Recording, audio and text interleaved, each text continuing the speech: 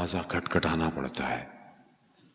عنوان بصری 95 سال بوڑھا شخص ہے، مدینہ میں رہتا ہے، ہر جگہ سے علم حاصل کرتا ہے.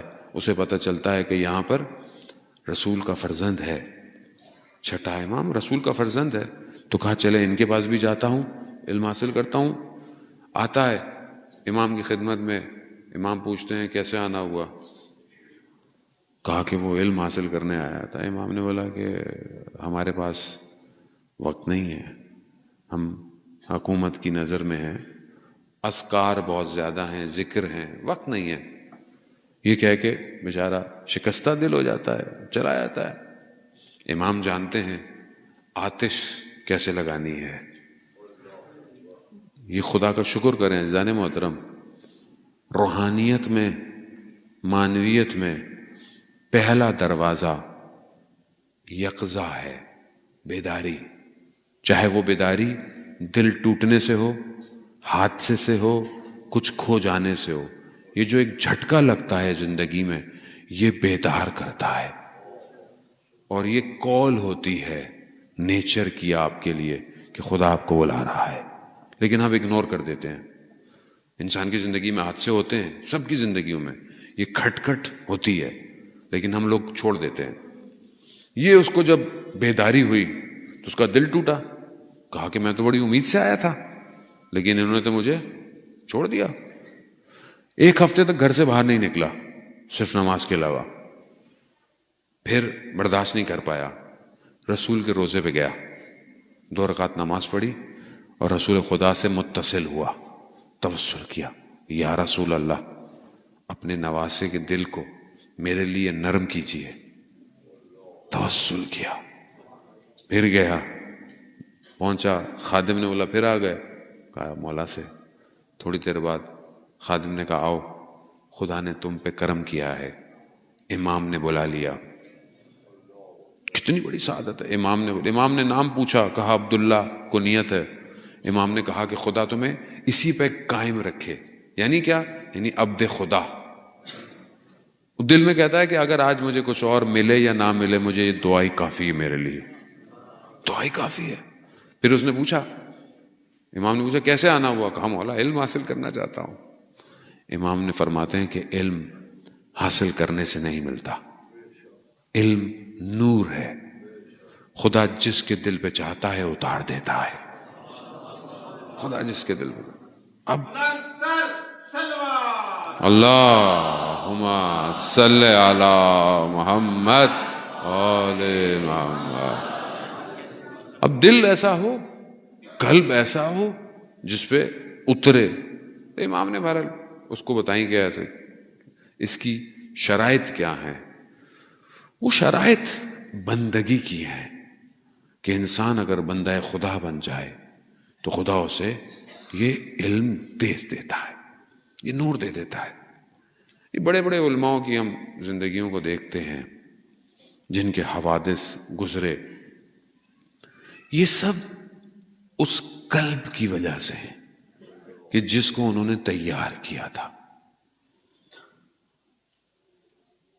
سید مہدی بحر العلوم کہ جس کے بارے میں نے شاید ذکر کیا کہ ایسی شخصیت کہ کل میں نے آپ کا ذکر کیا کہ انہوں نے ملا احمد نراکی کے ساتھ جو کیا، خود ایسی شخصیت تھی کہ ان کا کوئی ثانی نہیں تھا.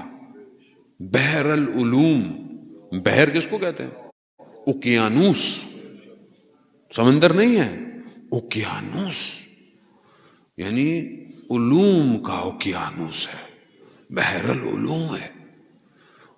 وہ شیخ اب کمی کہتے ہیں، علامہ طباطبائی نے مشہد مقدس میں اس کو بیان کیا کہ شیخ کمی جو خود بہت بڑے عالم ہیں، نجف پہنچے سید کی خدمت میں اور باتیں کرتے کرتے پوچھا کہ یہ میں اور آپ ساتھ پڑھتے تھے، حالانکہ خود بھی بہت بڑے عالم ہیں، لیکن آپ کے پاس کیا کیسے آ گیا یہ سب کچھ؟ کہا ہم دونوں ساتھ مباحثہ کرتے تھے، آپ کہاں میں کہاں. تو جب لوگ کم ہو گئے تو انہوں نے بتایا کہ میں رات کو نجف میں ہر شب جو ہے وہ مسجد کوفہ جاتا تھا اور عبادت کرتا تھا، صبح آ کر درس تدریس کرتا تھا۔ ایک رات کو جا رہا تھا، جو لوگ گئے ہیں خدا ہم سب کو زیارت نصیب کرے، جا رہا تھا تو طوفان سا آیا مٹی کا، اور میرا دل کوفہ کے بجائے، مسجد کوفہ کے بجائے مسجد سیلا میں کھچنا شروع ہوا۔ پھر میں نے کہا نہیں میں تو روز وہیں جاتا ہوں، وہیں جاؤں گا۔ پھر کچھ کھچا، خود بخود طوفان نے میرا راستہ موڑ دیا، میں مسجد سیلا چلا گیا۔ مسجد سیلا آپ جانتے ہیں مسجد کوفہ سے کچھ فاصلے پر ہے، اور قدیمی مسجد، یعنی انبیاؤں کے مقام ہیں، حضرت ادریس کا مقام، مقامات ہیں، اور وجہ شہرت کیا ہے؟ امام زمانہ۔ اس مسجد کی وجہ شہرت امام زمانہ ہے۔